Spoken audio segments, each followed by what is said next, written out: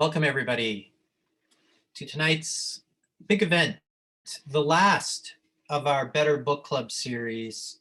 This is event number 8 in the series. They've been going on for 2 months, and it's a part of Manitoba's Safe at Home program, which we're so thankful to be a part of. And we've had some unbelievable, excellent guests, wonderful events, beautiful books, and tonight is no exception. But before we get to that, a few housekeeping items that I'd like to go through. The first is that At Bay Press tonight is transmitting live from Treaty 1 territory and the homeland of the Métis Nation, and we are so thankful to be able to do so. Secondly, this is a book club, and for those of you that would like to ask any questions, you certainly can. There's loads of opportunity to do so. And there are 3 ways you can do so. The first is that you could raise your hand, which if you hover your mouse over your screen, you'll see a little toolbar pop up on the bottom of the screen, and raise hand will be there, as well as Q&A. So those are the first 2 options. The raise hand option, if you raise your hand, will allow you to actually speak live and ask your question in person. The Q&A means that you can type your question in, and one of us will be reading it off. And this way, Roger and Rosemarine can answer the question. In addition to this, you can always just type it right into the chat. And that's always an excellent way to do so as well, too, because that'll be monitored. So welcome to the event. And tonight we are featuring an amazing book of poetry, and it's our great pleasure, my great pleasure, to introduce this wonderful book, Ex Nihilo. It's a bilingual collection of renga poetry by Canada's most celebrated poets in English and in French. That's one of the best parts of this book, is that this book is a dual language, bilingual book. Each is writing in his respective language in response to the other, a project of discourse itself that explores Novalis' definition of poetry, the truly absolute real. Léveillé and Blodgett share an unprecedented that possesses both paradox and complete clarity of word. So first I'd like to introduce E.D. Blodgett, the first poet in the book. E.D. Blodgett was a poet, literary critic, and translator of more than 20 collections of poetry, and the winner of the 1996 Governor General's Award for his collection, Apostrophes, Woman at the Piano. In 1999, Jacques Brault won the Governor General's Award for his translation for Transfiguration, 1998. This was a translation of Blodgett's poetry. He was a poet laureate for the city of Edmonton, 2007, and professor emeritus of comparative literature at the University of Alberta, and also a fellow of the Royal Society of Canada. We're so thankful to be able to publish E.D. Blodgett's work in partnership with Gerard Olivier. Gerard Olivier is an author of over 30 publications, novels, poetry, essays, hybrid genres, that have garnered various awards, amongst them the Manitoba Arts Award of Distinction. He was a longtime literary editor at Les Éditions du Blé, a secretary of the Winnipeg International Writer. His work was the object of the International Symposium in 2005, and he was a writer and lecturer at the University de Rennes in 2009. And lastly, the host of tonight's event, Rosemarine Heidenreich, was born in Winnipeg but lived in Europe for many years before returning to Canada to teach English and translation studies at the Université de Saint-Boniface, where she is professor emeritus. She holds a PhD in comparative literature from the University of Toronto and has published 5 books, the most recent titled Literary Impostors, Canadian Autofiction of the Early 20th Century. She is also the translator of a volume of poetry by Barthélemy Bolivar, Mots de Terre, published in English as Voices of the Earth. Welcome, Rosemarine and Roger. Take it away. There we are. all three guests here tonight. I'm so happy to have you guys. Welcome. Both of you need to take your mics off of mute, and then we can hear both of you. There we go. Yeah, thanks very much. Great introduction. No problem. Welcome. Yeah, I'm very pleased to, before we get into a little reading, to have done this with Ted Blodgett. Maybe we'll talk about that a little bit later. I didn't really know him, but we met and he invited me to, exchange poetry with him, which is, I guess, the idea of the renga. We may get into that as well, but it's really just an exchange of poetry.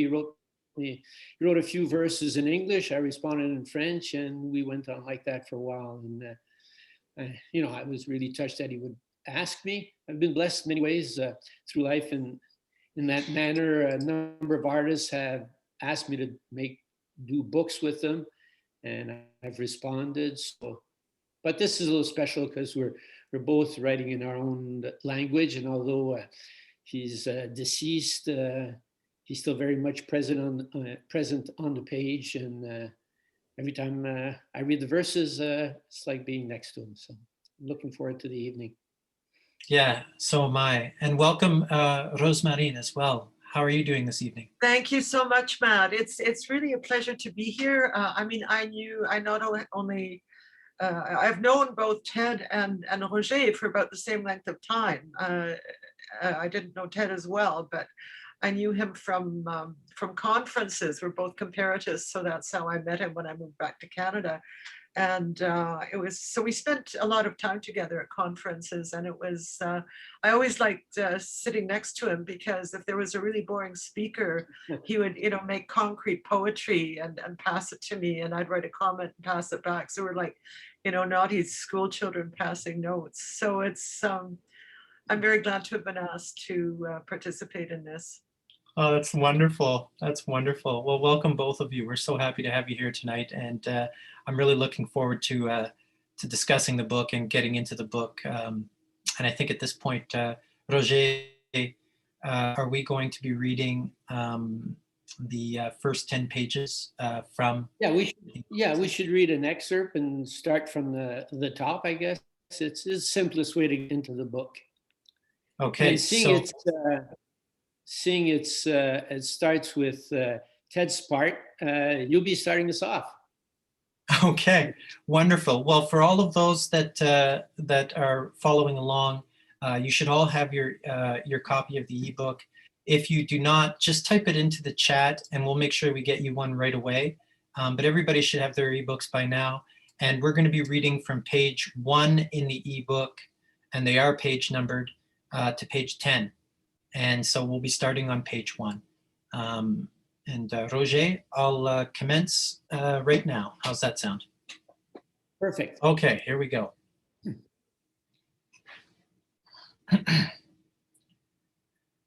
You spoke of how the wind had certain shades, curtains of the lengthening afternoon. Infinity falls slowly through the late night. Le vide prend la forme qu'il veut, et tout ce qui vient va. Je reste en place pour l'éveil de la nuit. Waking in the dark, as if one were asleep inside a tree, so near the breath of leaves, their slow music unfolding, and the stars. On oublie que la nuit poursuit sa descente jusqu'à la levée du jour. Bruissement dans les hauts bois, un orchestre de rien du tout. Of all abodes merely one, standing in the emptiness of clouds, a single note unheard that gathers all endlessness. O breath that makes of this immeasurable of everything that is. The is that is. Je n'écoute plus la musique du clavecin, le luth me suffit. Je n'écoute plus la mélodie du luth, l'oreille me suffit. Tout ce que je vois, je l'entends, tout ce que j'entends, je le vois, sans aucun motif. Birds departing across the darkness of the sea, their wake cries they make calling to the moon. And everywhere upon the sea fragments of the moon, birds singing in their absence, gathered by small moons, their music playing lightly over waves. Qui perce la ténèbre? Étoile ou oiseau? Les uns la pointe de la nuit, les autres le point du jour. Ceci se dit aussi jouer du luth sans corde. La lune parfois se lève ou le soleil se couche. As one who stands upon the surface of the sea, no land in sight, dissolving so swiftly that the least of things are without compass under the sky.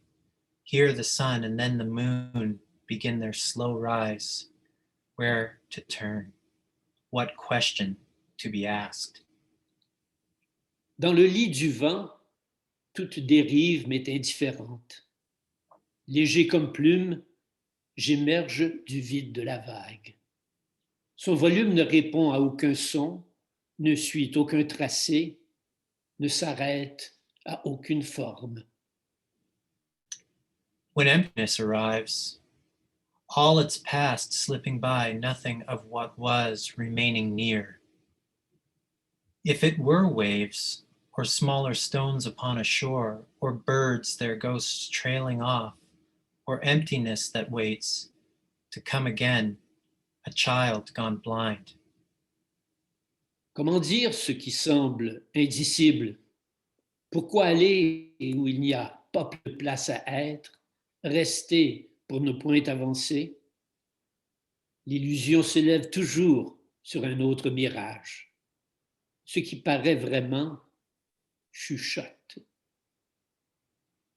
The merest rustling under leaves, a squirrel perhaps, a breath of air lost, a nestling in the mind where the small feet of squirrels never arrive, a naked sound where moons rise and smaller stars, sufficiencies of breath, the keeping of a world barely heard. Puis il y eut un vent terrible, mais le vide n'était pas dans le tourbillon. Il y eut un tremblement, mais le vide n'était pas dans ce séisme. Il y eut un feu, et ce qui disparaît n'était pas dans le feu. Puis il y eut un souffle léger, et rien d'autre n'occupa la place. Que ceux qui veillent entendent. Someone singing as day disappears. Ombre ma fut, the falling as slowly as a slow autumn of leaves. So nothing falls, and with it falls snow falling from stars. The nothing that exhales, the quick invisible of birds sighing in the dark. Parfois faut-il écrire à travers son ombre, point d'origine. The absence of air where birds have passed. Nothing to see, seeing nothing, seeing the past of small birds, palimpsest from kodo and harp. Où est passé l'oiseau? Le moineau s'envole avec ses voyelles. Il arrive sans se retourner, repart sans s'annoncer. J'avance sans résider, j'abrite ce qui n'a ni toit ni demeure. Nothing covers us but open sky, wind caressing us, caressing stars. What is longing but the sound that sparrows make, giving air the space where trees stand up, and all that breathes draws in its life, all longing but brief shelters exhaled. Vent, vide, voix. Puis-je dire autrement? Si tout se tait, demeure un reste. La voix n'aspire à rien. Inspiration, expiration. Lovely. Thank you for that, Roger. It was wonderful to read that with you. it's quite an experience actually to read it with another person. And I think that it's going to open a door for a great conversation between you and Rosemarine, who I'd like to welcome back. Thank you, Matt. Thanks. J'aimerais poser mes questions en anglais, mais Roger, tu peux répondre en français ou en anglais comme tu veux. Yeah, to jump right in. What first struck me about the book was the incredible sense of intimacy, and I think everyone kind of got that as the two of you were reading. And yet, as Roger, as you mentioned, both in your introduction and just now, you and Ted actually met in person only once, Right. quite briefly in Winnipeg, and I think that was in 2016 when we had that launch for Ted's bilingual book. So how do you explain this sense of intense intimacy? Is that, do all rengas have that? Is that a function of the? Well, I would imagine that they do, and I'll try and answer that. But I think, yes, I should mention, because it is strange, there's a intimacy, and at the same time, Ted and I barely knew each other, although I guess we could say we came quite close through the verses that we did exchange. I first heard of Fred, I believe I had read one or the other of his apostrophes book. There's a series of them. And for some reason or other, in the early 90s, some French poetry of his, I'm not sure if were out of his hand, from his hand, or if they were translated, but somehow or other came to me. And I wrote back to him through the university where he taught, telling him that this was, pretty good stuff, and I wouldn't mind publishing it at Les Éditions du Blé. And he wrote back saying, well, yeah, thanks very much, but I think I should first have to reserve these for my good friend, Jacques Bro. And then I heard nothing from Ted until 2016, I guess, or just prior to that. Les Éditions du Blé was publishing a book of Ted's called Horizons, Horizon, which in many ways is not unsimilar to this one, because he wrote, what do you call them, diptychs, deux vers in French, and then two in English, two in French, and they were not translations.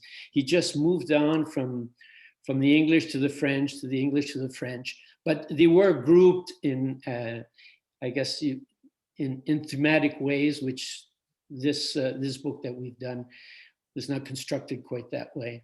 So I was asked by Les Éditions du Blé if I write a preface, and they sent me obviously the manuscript. I read it and found it so excruciatingly beautiful that I said yes right away, and wrote a few words just to sort of hopefully entice the reader to open the page and go through the whole thing. And we met at the launch, and I believe we went and had a glass of wine at your place, and Ted and I had a pizza. That's right. Yeah. Ted and I had yeah, and it was a good one. It was probably a Riesling, if I remember correctly. Maybe. And yeah, we had a pizza on the banks of the restaurant You and there. Ted. And I was not. yeah, and I dropped him off at his hotel after, and he said, would you want to start a renga with me? And I said yes without hesitating, though I usually write alone, so I hesitated within myself, but I said yes right away. And a couple of days later, he wrote to me with the first part of this renga that we undertook, and I'd like to show the part. He wrote a part. What's the first line again? You spoke of how the wind had certain shades.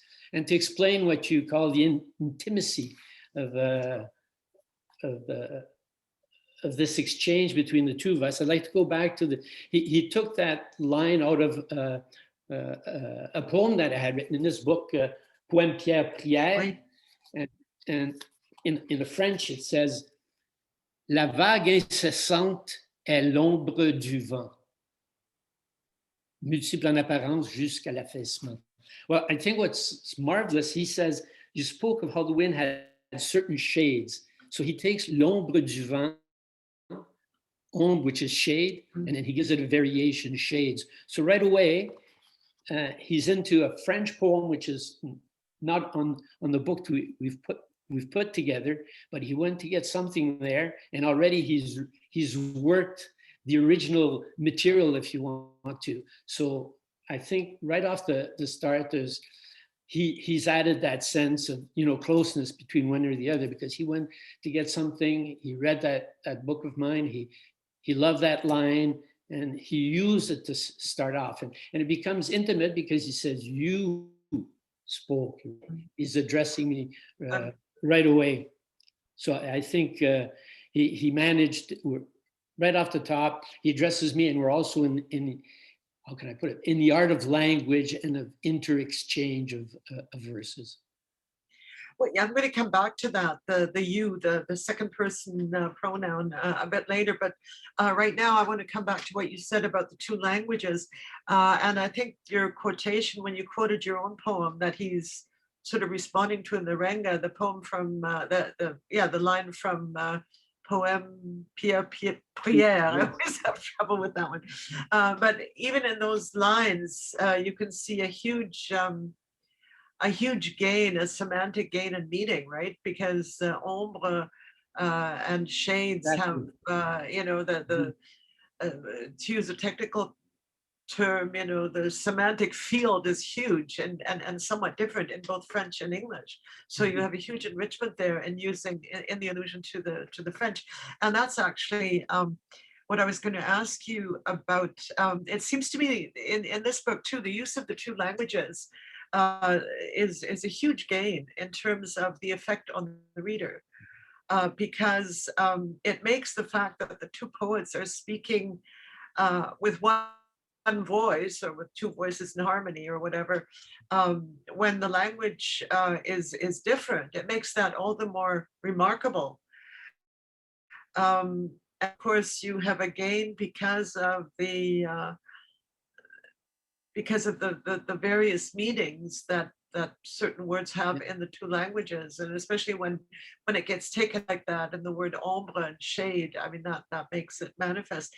And I was wondering if, when you started out, whether you and Ted were aware that you would have this, because of the use of the two languages. Yeah. It's not just collaborative poetry, you know, in the same language in that sense. Yeah, that's right. But very that different. It would be, it's very different, and one responding to the other. So did you realize that would actually be a gain, or was it just more playful? Was it just, well, you'll write in French and I'll write in English sort of thing? Well, you just said a beautiful word there, playfulness. I think overall, that was the tone of our exchange, was the playfulness.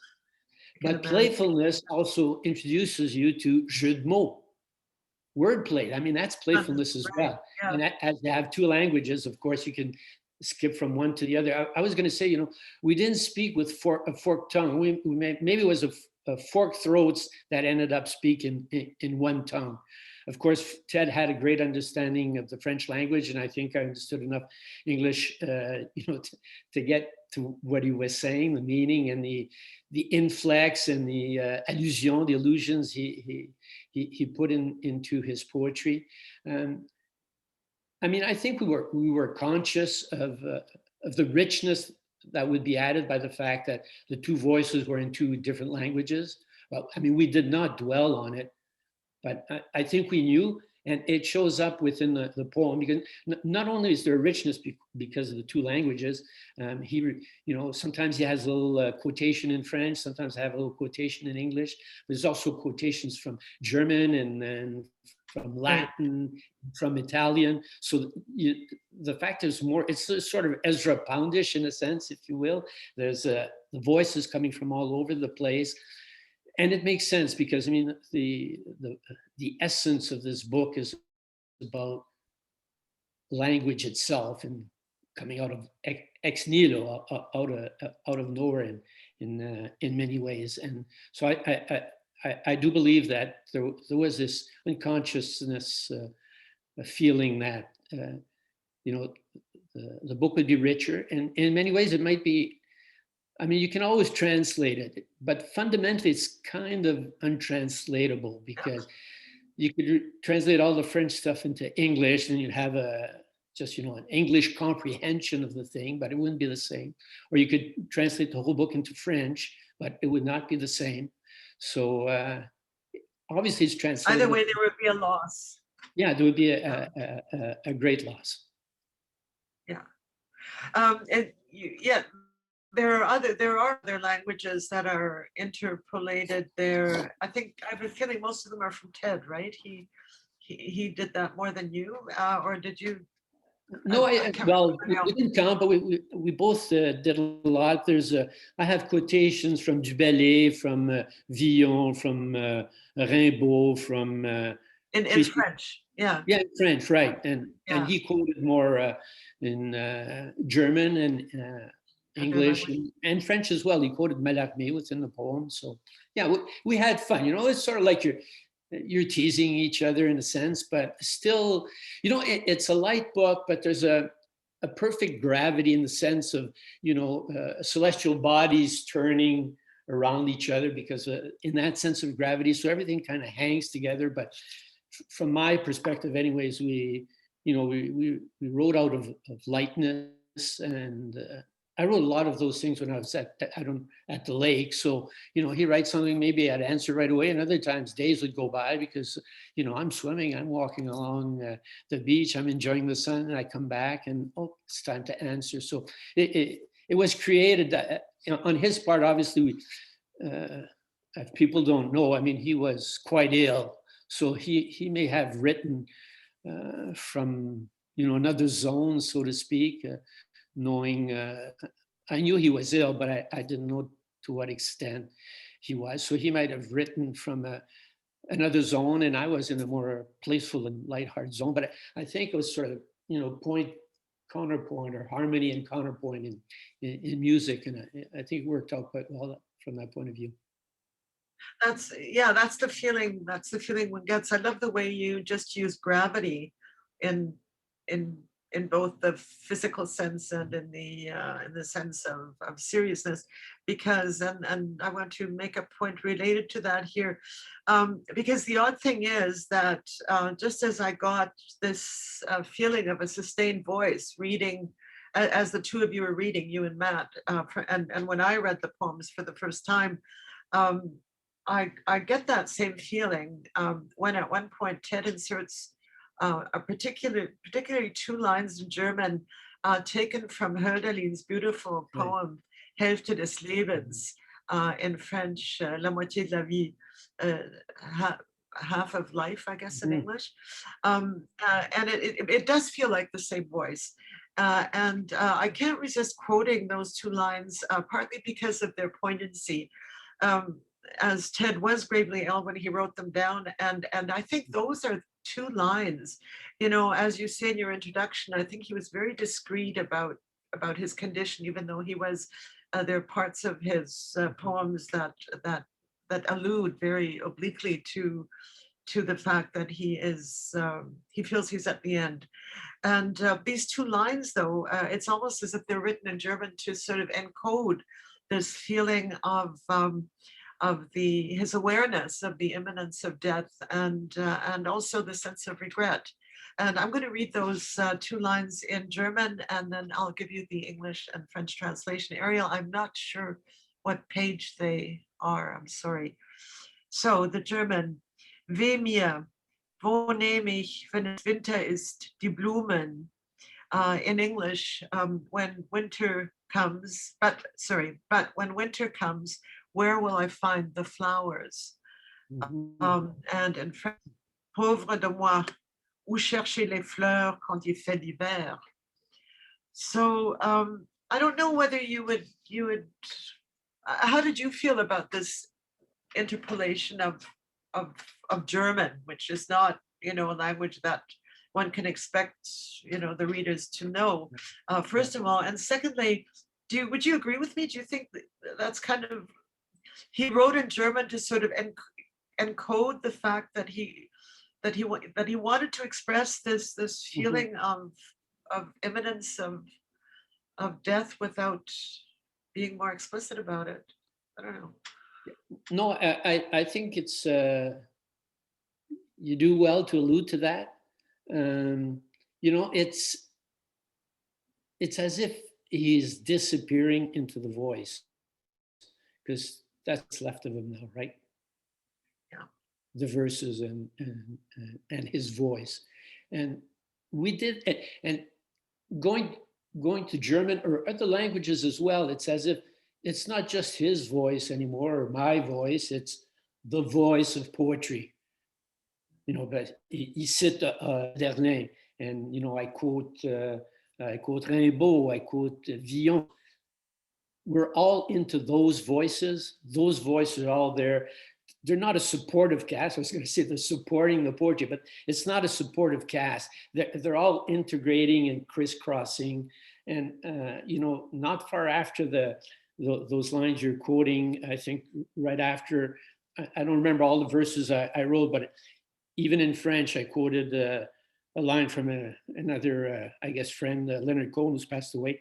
And it's you want it darker, we kill the flame.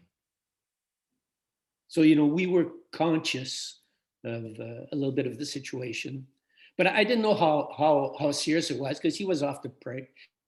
He off to Prague for a holiday, or he wanted to see that city one last time. I don't know. We didn't talk about those kinds of things. We're just happy to totally be involved in the discourse. In the course of the discourse that we had undertook. But I think you're right. He has I think he just let, you know, his life, wherever it was at, speak. And that what comes through. And sometimes wearing, you know, it's like a persona, wearing another poet's mask allows you to say things that you don't want to put in those words.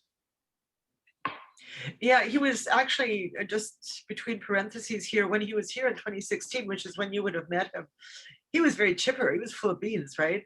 Absolutely. And he was quite, he was very much himself. And when we talked, you know, one-on-one about, when he talked about his cancer, as it turned out, we had both recently spent a semester in Vienna, the University of Vienna, and I was there, I don't know, before him, 2004 or something, and he was there 2007, I can't remember now.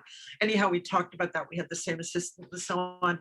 And then he, and I guess he already had cancer and thought it was in remission and so on. But anyway, on this occasion, he was actually quite optimistic when we talked that, you know, he might still beat it. He'd beaten it once, and so he thought that. Anyway, not to dwell on that. And now I want to come back to this first line, and you explained it at the very beginning of what Ted is responding to in the very first line that opens the renga,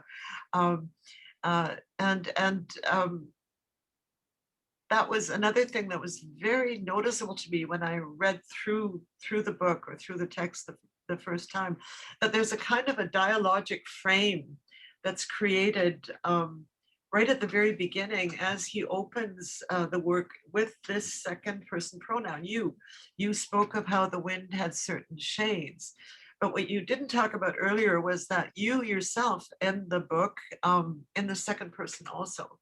And I'll just quote that. This is the very end for those of you who are following along of the text. Ayez la grave des astres qui œuvrent en silence depuis le début en leur fin. So ayez, you don't use the pronoun vous or tu, because the ayez is an imperative. So the vous or the tu is understood. But the fact that in these lines, and I don't think there are too many other places where that happens, where you actually directly each other. And this is at the very beginning, and then at the very end, there's such a sense of intimacy and generosity in the way you do that, to open and close the renga. And I'm not sure whether just now when you were explaining where that first line of Ted's came from, I didn't know that before, but when you close the renga, so to speak, when you wrote those lines, I don't know if you knew that Ted had already died, and but in any case, it would have been up to you to. It was your turn to Exactly. respond, right? Right. So I'm wondering when you did that, were you aware of? Was this deliberate? Were you trying to create a dialogic frame in which Ted addresses you at the very beginning, and you're going to close it by No, using this, by talking to him directly? it's I'll try and do this in English and in French because I realize I haven't Et spoken. vas-y en français. Yeah, no, but I'll answer briefly in English as well. No, I mean it was not planned, unless sometimes I ask myself. I think that I wrote that line roughly 3 weeks or a month before Ted's passing, so I hadn't heard from him in a number of weeks. So he may have decided that was it, to end renga on that, which is very interesting if you did that. Otherwise, it's just haphazard, but wow, what a great haphazard, isn't it? Yeah. Just the way it finishes. But it could be that Ted, last weeks or something, might not have been feeling very well, and that was it, because he never responded. Normally, we had thought of this as a renga, and then even if you want, we could maybe talk about that after.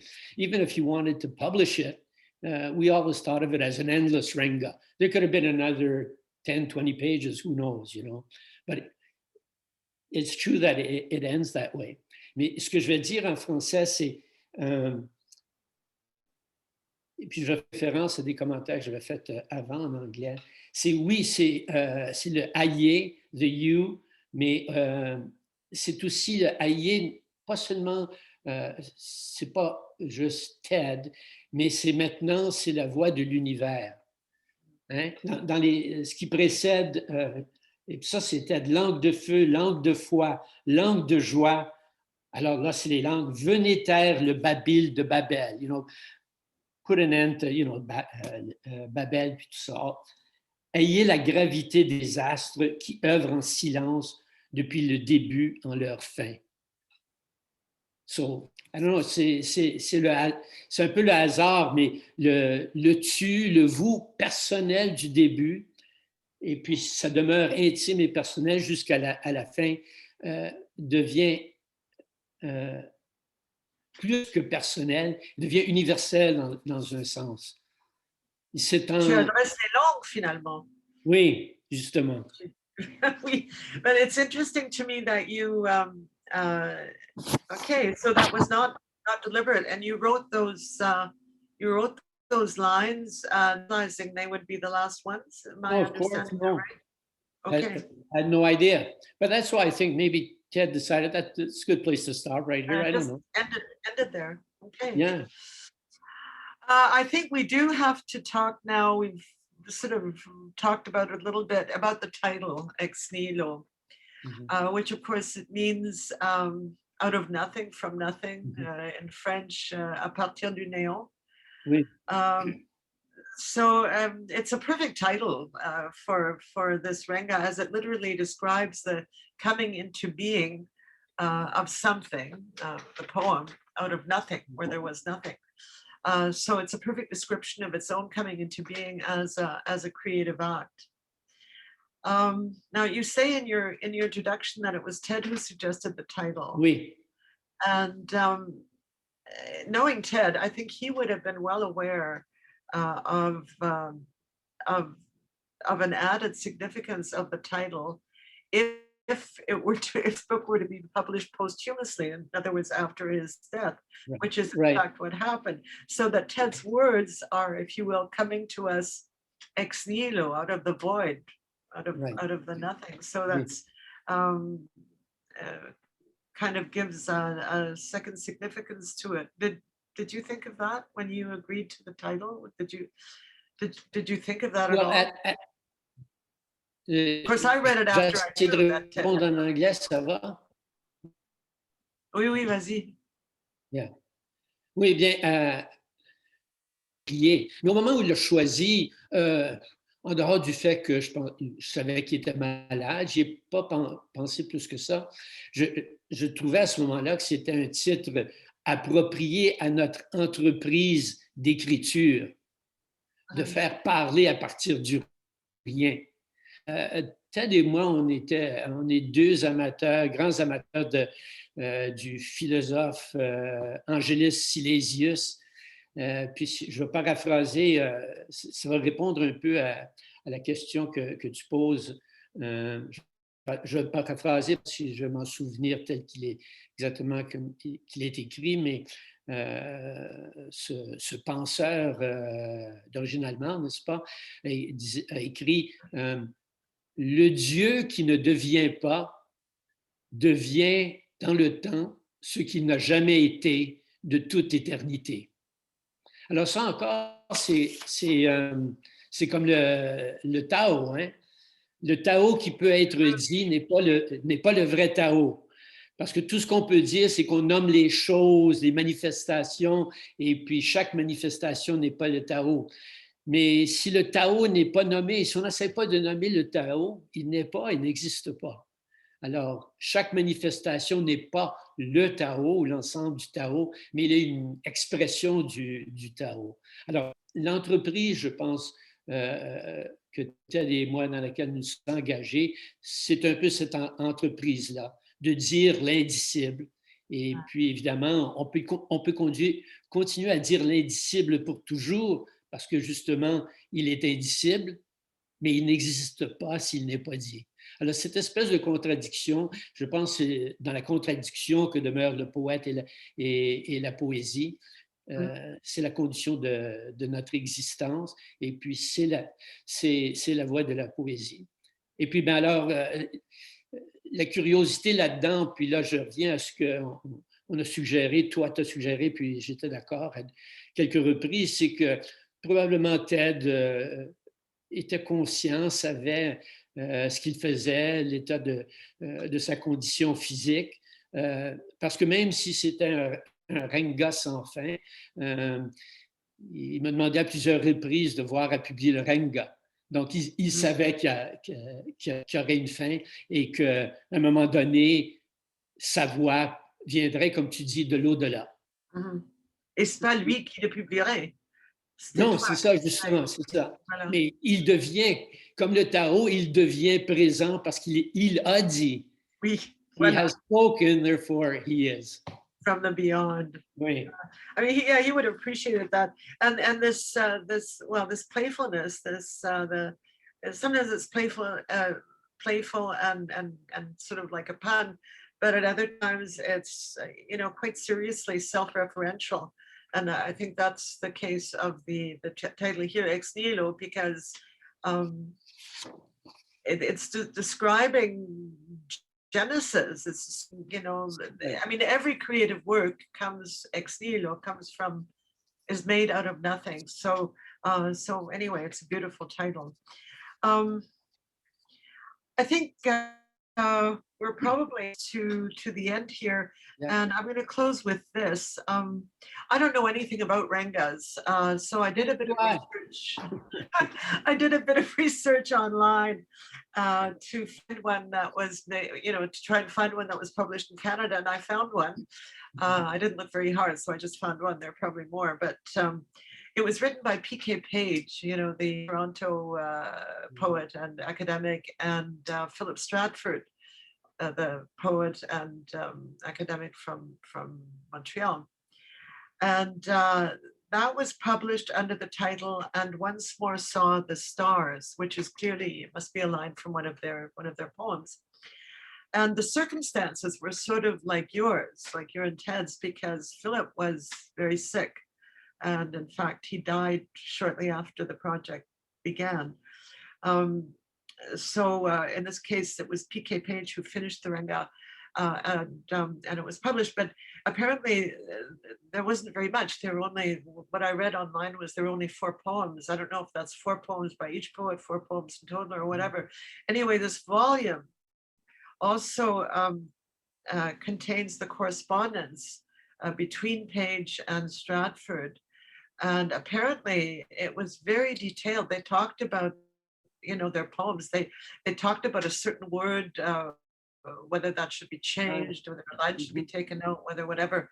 So they were doing this as they were exchanging poems. So I guess this is my last question here. Did you intend to do that? Did you correspond about the renga apart from sending each other the verses themselves?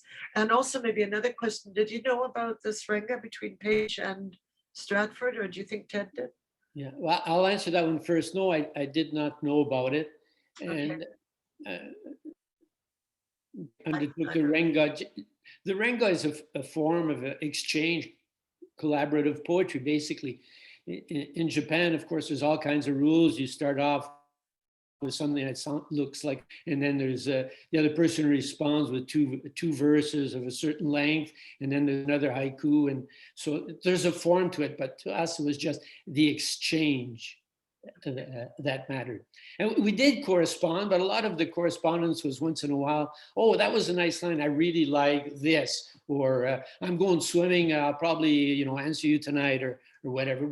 We didn't really have a discourse about the details of what we selected, because I felt, on my part anyways, but we probably both felt that we understood exactly what we were doing, so we didn't have to talk about it. The discourse about what we could have was the answer that we put in the poem. My answers in French was the discourse or the questioning that I may have had about what he had said in English. Okay.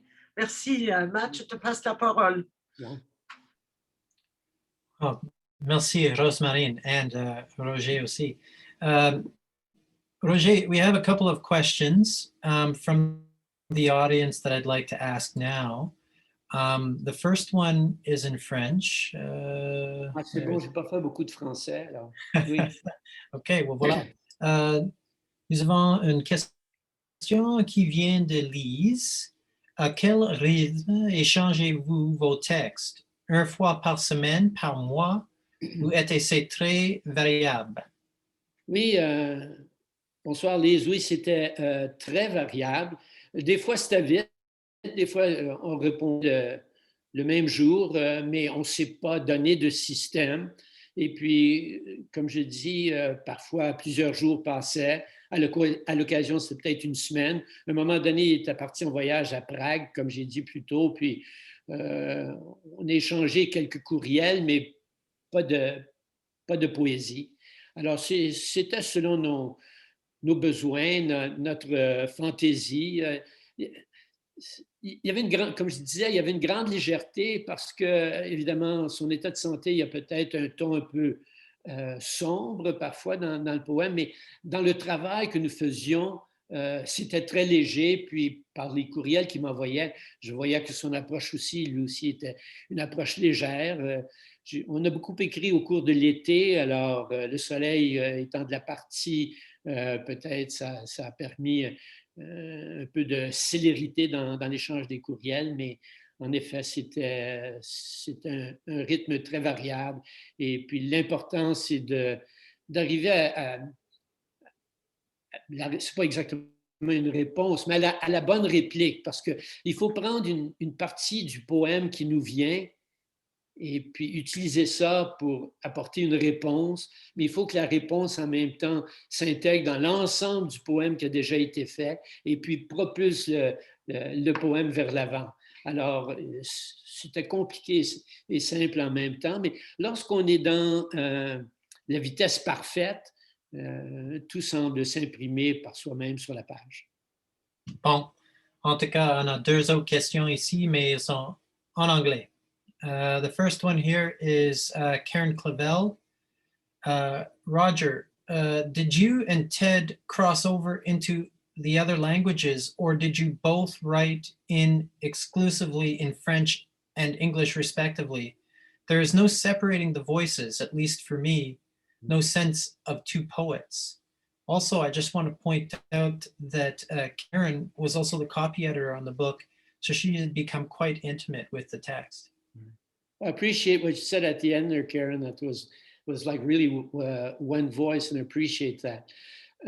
If if we ventured into each other's language, it was usually by way of quotation.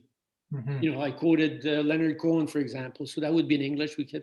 I kept it in English within the French verse, and he quoted Mallarmé in French, and you know, we quoted some Latin and some Italian, some German. He did German. I didn't. I used a German word, one German word, but I didn't have any quotations at my fingertip. So no, we did not write in each other's language. We didn't try to translate one another.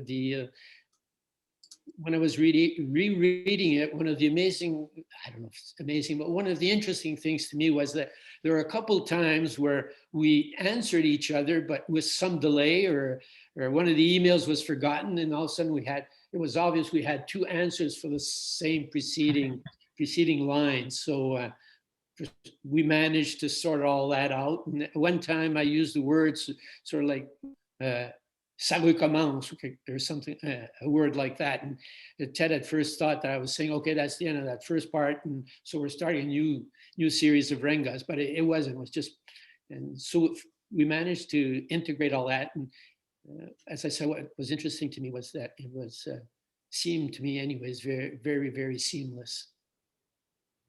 Well, just a commentary on, like, from my own part as the publisher. It's just I find it very interesting that, you know, Roger, of course, you speak both languages, English and French. Ted does, or Ted did, you know, speak both languages. Of course, Canada is a bilingual country. Both languages are, you know, our national languages. And I find it interesting, though, that you both speak the languages, and both of those languages are also appearing in the book as text.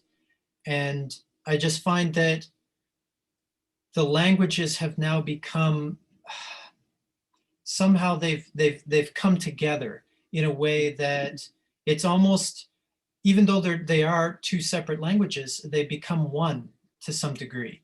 Right. Do you find that? Well, absolutely. It's become the language of language in a sense, right? Mm-hmm. It's very much yin yang. We all know the yin yang symbol, you know, Mm-hmm. the black comma on one side, the white comma on the other side, the white dot on the other, and the black dot. So, but it's a whole, right? That's right. You can't really have one without the other. And we, you know, obviously we had a great understanding of each other's language. Mm-hmm. I don't know if we could have written. Obviously, we could not have done this if we hadn't written in each other's language. I mean, I know Ted wrote a bilingual book where he wrote two of the half the book in French, but I don't know if we could have attained this unicity of language that we managed if we had written in each other's language. So I think that's what's unique about the book, the fact that Yes. we're each writing in our own language with, you know, I want to be modest, but you know, a decent understanding what the other person is saying. Absolutely. The other thing too, I mean, I think it's quite obvious, but I'll say it out loud anyway, is that there's a third language, and that's the language of the poet that is also in here too, right? Which you've obviously covered quite a bit of ground on that this evening, which is, you know, those two languages coming together, and then of course the language of the poet, you know, the beauty of the words throughout the discourse. So I think that's quite wonderful. There's a final comment, which I think could potentially be turned into a question. It comes from Bernal. And he writes, it's quite humorous here, but you know, he starts out, this is out of left field, but regarding the shade on linguistic question, I find it interesting that shade is an art form de la parole that marked the 70s gay New York ball culture. Just a commentary from Bernal. Interesting, Bernard. He wrote that in English? Yes, he did. Yes. Yeah, it was in English. Yes. Yeah. Yeah, quite neat. I thought it was worth mentioning. I'm not sure if everybody saw it in the.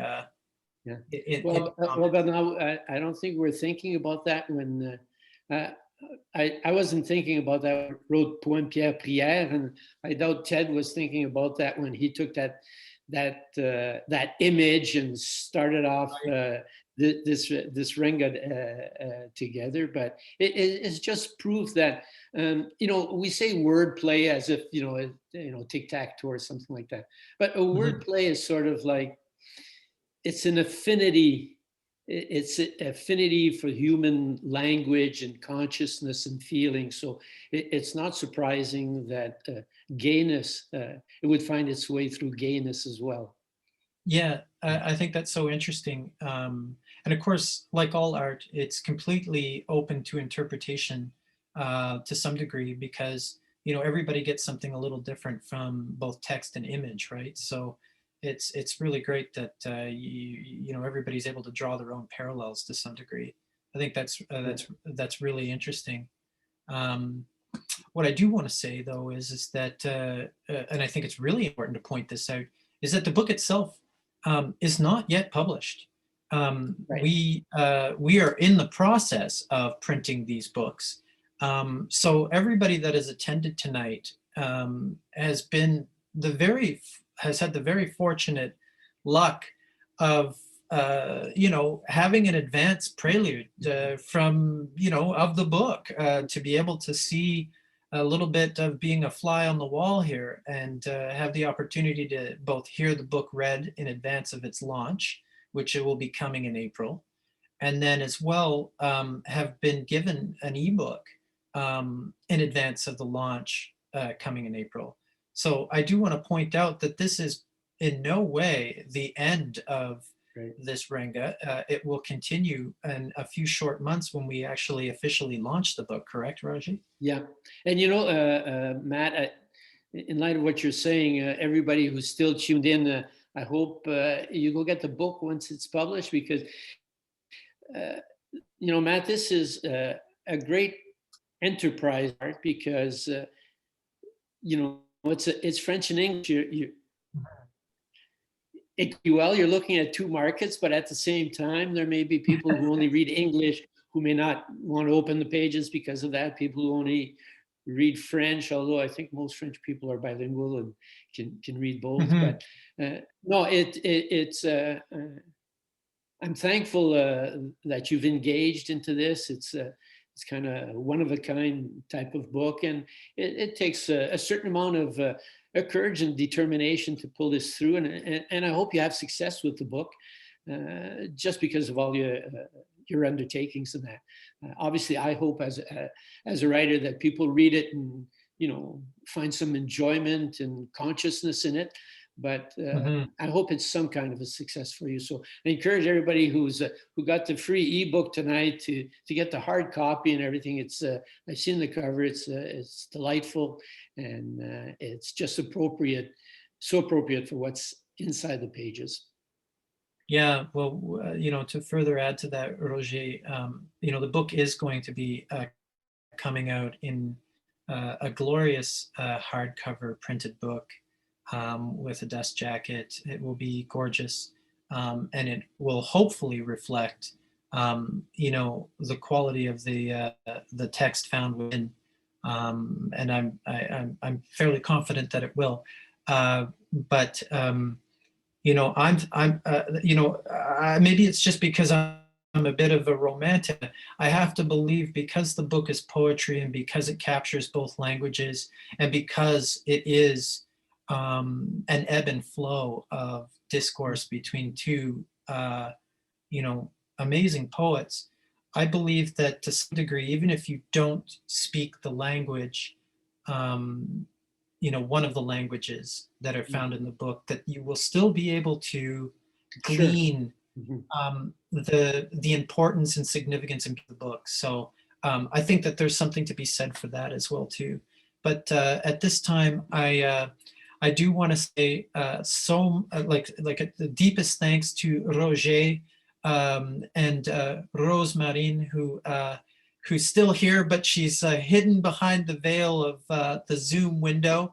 But I do want to thank both for coming out and rounding out our 8 Better Book Club events. And what a way to finish it with a bilingual event and two wonderful people to be here. And of course, Ted in spirit. And now is the really great privilege of mine is to draw a lucky winner from the attendees who are going to receive a free copy of the book once it's printed and comes out. So you will have to wait a little bit. You'll have to have some patience. It's coming soon.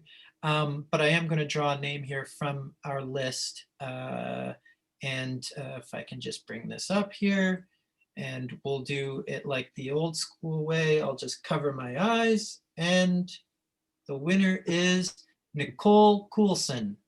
So it'll be Nicole Coulson who has won the free book, and we'll be sending that out to you, Nicole, later in a couple of weeks once the book is back in hand from the printer. She's such a lovely lady with a great sense of art. She writes haikus and makes marvelous handmade books as well. So yeah, it's wonderful. Félicitations, c'est ça. And thank you to all the attendees tonight again for coming out. I know it was quite warm outside and it's a beautiful evening, which is rare for Winnipeg February. But I guess the last thing I would say is that, while we're still navigating this very unique and interesting world we live in, my thoughts go out to everybody. Stay safe, stay healthy, and look after everybody. And thanks to Roger, and thanks to Rosemarine for coming out this evening. And any final comments from either of you? Well, I just want to say thanks, Rosemarine, and thanks to everybody who zoomed in tonight. Wonderful. Well, I can just ditto that. Reciprocate that. And yeah, I think the book is it's really exciting. I just I have a blurb on there as you got right. those as well. So that book just blew me away. I mean, it was just it really is truly amazing. And Matt, you've really done justice to it with that cover and the presentation. It's beautiful. Oh, well, thank you so much, guys. I really appreciate it. Well, you know what? It's something that we all have to look forward to. So I'm very excited about that. And I guess other than that, thanks everybody, and have a great night. Thanks again. Care. Bonsoir. Bonsoir.